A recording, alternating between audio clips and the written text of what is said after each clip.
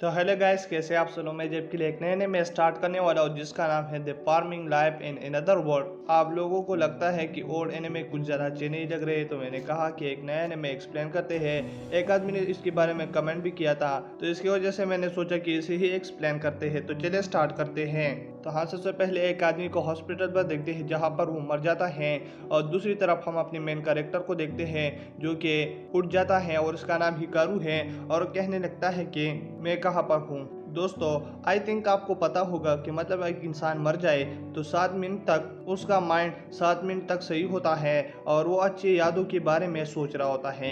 तो ये ही आदमी है जो कि मर चुका है, लेकिन इसका माइंड अब अच्छी बातों के बारे में सोच रहा है, और इसी वजह से ही ये अब इस ड्रीम में है। तो हमारा मेन कैरेक्टर उठ के बाहर आ जाता है, जहाँ पर उसके सर्वेंट कहने लगते हैं कि हिकारू तुम उठ गए और तुम कैसे हो। तो वो कहने लगता है मैं ठीक हूँ, लेकिन तुम मुझे मास्टर बुलाना बंद करोगे। तो वो कहने लगता है कि विलेज मास्टर। तो इसके बाद वो कहने लगता है कि मतलब ये नहीं सुधरेगी, और फिर वो इसे जाने ही लगता है। लेकिन वो किचन की तरफ देख लेता है जहाँ पर उसे एक और सर्वेंट कुछ पका रही होती है एक अजीब सी चीज़ को। तो वो कहने लगता है कि तुम क्या कर रहे हो। तो वो कहने लगती है कि ये चीज़ पक ही नहीं रही। तो वो कहने लगता है कि इस बेचारी चीज़ को छोड़ दो। तो उसे छोड़ देती है, और तब हिकारू बाहर आ जाता है जहाँ पर वो अपनी और सर्वेंट को देख लेती है। तो वहीं पर हिकारू कुछ सोचने लगता है, और वहीं पर उसके सर्वेंट उससे बात कर रहे थे। तो वो कहने लगते हैं कि तुम हमारी बात को गौर से क्यों नहीं सुन रहे। तो हिकारू कहने लगता है कि नहीं, मैं सुन रहा हूँ। तो वो कहने लगते हैं कि मास्टर कुछ प्रॉब्लम है, और तब हिकारू कहने लगता है कि मैं ऐसे ही वर्ल्ड चाहता हूँ।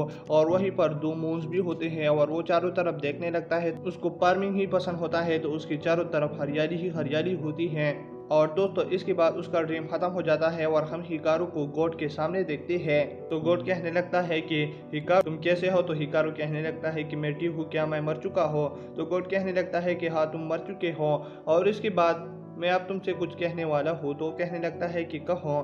तो गॉड कहने लगता है कि पहले लाइफ में तुम जस्ट बेड पर ही लेटे थे, और इस वाली लाइफ में मैं तुम्हें कुछ अच्छा देने वाला हूँ। दोबारा मैं तुम्हें दुनिया में भेजने वाला हूँ जहाँ पर कोई ना हो, और तुम वहीं पर एक हेल्थी बॉडी के साथ जाओ और कभी भी बीमार और ये सब कुछ ना हो। तो हिकारू कहने लगता है कि कितना अच्छा होगा, और गॉड कहने लगता है कि पहले बारी भी मेरी मिस्टेक थी, वो मेरी वजह से ही तुम बीमार गए थे उस दुनिया में, लेकिन इस बार तुम जाओगे तो हेल्थी बॉडी के साथ। तो हिकारू कहने लगता है कि ये तो काफी ज़्यादा अच्छा है। तो गॉड कहने लगता है कि इस वाली लाइफ में तुम क्या बनना पसंद करोगे। तो हिकारू कुछ सोच लेता है, और वो कहने लगता है कि जब मैं बेड पर था तो मैं ज़्यादातर फार्मिंग देखता था, और मुझे फार्मिंग ही पसंद है। तो दूसरी लाइफ में मैं फार्मिंग करूंगा तो अच्छा होगा। तो गॉड कहने लगता है कि ठीक है, और उसके पास जाकर उसे कहने लगता है कि तुम फार्मिंग मास्टर बन जाओ।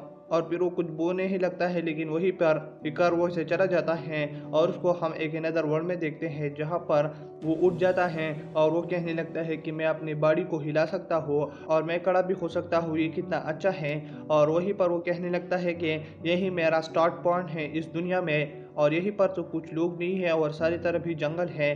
तो मतलब क्या मैं इस जगह से स्टार्ट लूँ। और गॉड ने टूल के बारे में कुछ कहा था कि मतलब तुम हर टूल यूज़ कर सकते हो। तो फिर वो टूल के बारे में सोचने लगता है, जिसकी वजह से उसके हाथ में ही वो टूल आ जाता है, और वो कहने लगता है कि इससे मैं अब खुदाई स्टार्ट करता हूँ। तो वहीं पर वो कुछ काम कर लेता है, लेकिन वो कहने लगता है कि अच्छा एरिया नहीं है, और मुझे ऐसा एरिया ढूंढना चाहिए जहाँ पर अगर मैं घूम जाऊँ तो वो लोकेशन में आसानी से ढूंढ पाऊँ। तो फिर जंगल में वो इधर उधर जाने लगता है, जहाँ पर वह एक बिग ट्री को देख लेता है। तो वो कहने लगता है कि अगर यहीं पर मेरा जगह होगा तो मैं आसानी के साथ, अगर मैं कूद जाऊँ तो यहीं पर मैं आसानी के साथ फिर से आ जाऊँगा। और वहीं पर वो कहने लगता है कि सबसे पहले मुझे पानी का इंतज़ाम करना होगा, क्योंकि यहीं पर तो कोई रिवर नहीं है, तो मुझे कुआं ही खोदना होगा। और फिर वो एक जुगाड़ को इस्तेमाल करने लगता है, जिसकी मदद से पुराने लोग पानी ढूंढते थे, लेकिन वो काम नहीं करता, जिसकी वजह से हिकारू फार्मिंग टूल को बुलाकर वहीं पर खोदने लगता है, और इसकी वजह से वो काफ़ी ज़्यादा नीचे आ जाता है। वो कहने लगता है कि मैं अब ऊपर कैसे जाऊंगा, लेकिन वो कहने लगता है कि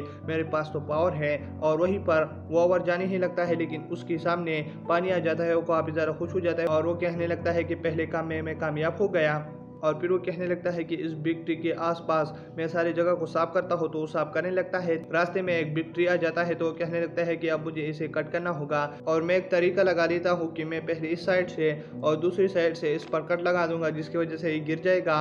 और फिर वो कुल्हाड़ी लेकर उस पर मार लेता है, लेकिन हम देखते हैं कि वो पेड़ सारा ही कट जाता है। तो वो कहने लगता है कि ये तो काफ़ी ज़्यादा आसान था, और क्या मैं ऐसा भी कर सकता हूँ कि एक झटके से ही सारी चीज़ों को तोड़ सकता हूँ। और फिर वो पेड़ों को ऐसे काट काटने लगता है जैसे कि वो कोई चीज़ सुना हो और उसमें काफ़ी ज़्यादा पावर होता है। तो वो कहने लगता है कि ज़िंदगी तो यही होती है। और तब वो कहने लगता है कि मुझे यहीं पर एक घर बनाना होगा। लेकिन तब वो सन की तरफ देख लेता है तो वो जाने लगता है। तो वो कहने लगता है कि रात में ऐसे खड़ा होना काफ़ी ज़्यादा डेंजरस होगा। तो इसकी वजह से वो वहीं पर आग जलाने के लिए एक ग्लास को बुला लेता है कि इसकी मदद से मैं आग जलाऊंगा। लेकिन सन वहीं से गया होता है। तो वो कहने लगता है कि मुझे इस बिग ट्री में ही होल करना होगा। और वहीं पर वो होल करके अंदर बैठ जाता है और खुद के लिए कुछ कप भी बना लेता है। और फिर दूसरी दिन वो जैसे ही उठ जाता है वो पानी पीने के लिए चला जाता है और वहीं पर वो पानी पी लेता है। तो वो कहने लगता है कि दूसरी ओर से इस जगह का पानी काफ़ी ज़्यादा मीठा है। और फिर बाहर आकर वो कुछ करने ही लगता है। लेकिन वो कहने लगता है कि मुझे पहले आग जलाना होगा। और वो खुद के लिए आग भी जला लेता है और दोबारा वो काम स्टार्ट करने लगता है। लेकिन वो कहने लगता है कि मैं भूखा नहीं हो रहा, लेकिन मुझे खुद के लिए खाने के लिए कुछ ढूंढना होगा और मुझे अब हंटी के लिए जाना होगा। लेकिन वहीं पर उसके पास रेबिड आ जाता है और उस पर हमला करने लगता है। लेकिन हिकारू उसको एक झटके से ही मार देता है और पूरे उसे पका कर खाने लगता है। तो कहने लगता है कि ये तो काफ़ी ज़्यादा टेस्टी है। और ये सब हो जाने के बाद खुद के लिए बाथरूम भी बना लेता है।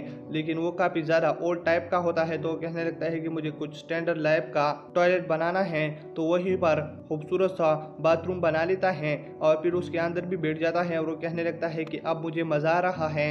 और फिर वो बाहर आकर कुछ उगाने के लिए वहीं पर जगह खोदने लगता है। लेकिन वो कहने लगता है कि इसमें मैं क्या टोमेटो और क्या मैं इसमें उगाऊँ। और वो कहने लगता है कि इसके लिए मुझे सीड भी ढूंढना है, तो मैं कल जाकर ढूंढूंगा। और फिर वो रात में सो जाता है और कल उठ जाता है। तो वो देखता है कि जो चीज़ उसने मन में बोले थे वही सारी चीज़ें उग चुके होते हैं। तो ये देखकर हिकारू कहने लगता है कि ये तो काफ़ी ज़्यादा अच्छा है।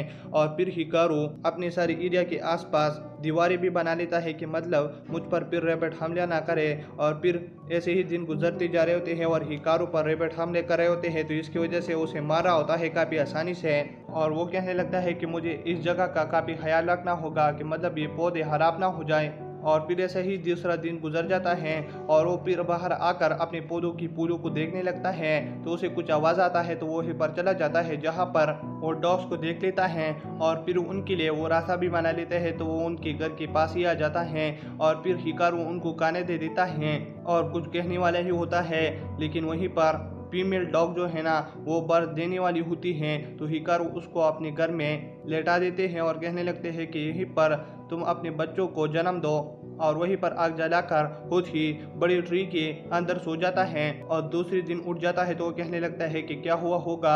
और वो अंदर देख लेता है कि मतलब क्या बच्चे दिए हुए हैं कि नहीं। तो वो देख लेता है कि काफ़ी ज़्यादा क्यूट बच्चे होते हैं और फिर उनको वो खाना भी दे देता है। और फिर वो कहने लगता है कि मुझे खुद के लिए दूसरा घर बनाना होगा क्योंकि ये घर इन डॉग्स का हुआ। और फिर वो खुद के लिए एक घर भी बना लेता है और वो कहने लगता है कि मैं फार्मिंग करता हूँ और इसके अलावा मेरे डॉग यही की रखवाली करते हैं, कितना अच्छा है।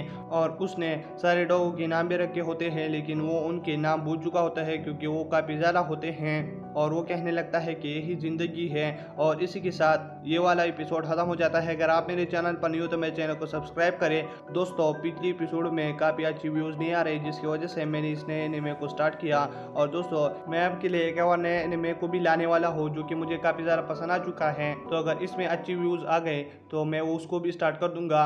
ये वीडियो यही तक थी और वीडियो देखने के लिए थैंक्स।